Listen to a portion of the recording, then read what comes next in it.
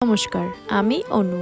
তোমরা দেখছো আমার নতুন একটি মিনি ভ্লগ। আজকে যেহেতু রবিবার, তাই আজকে একটু দেরি করেই কাজে যাচ্ছিলাম। সকাল সকাল চলে আসে এই কিউট কাস্টমারটা। আজকে যেহেতু রবিবার, তাই দোকানটা পুরো দিন ফাঁকা ফাঁকাই ছিল।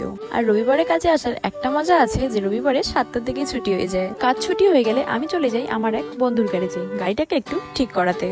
তারপরে আমরা সবাই মিলে চলে যাই আড্ডা দিতে। আমরা সবাই একসাথে থাকলে কি কি যে করতে থাকি তার কোনো ঠিক থাকে না।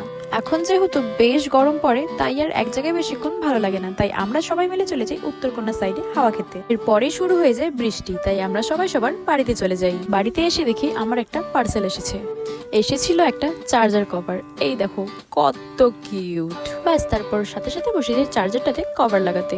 অনেকটা সময় লাগে, বিশ্বাস করো, প্রায় আধা ঘন্টা থেকে 1 ঘন্টা লেগে যায়। এই দেখো, এটা হচ্ছে ফাইনাল লুক। দেখতে কি দারুণ লাগছিল না?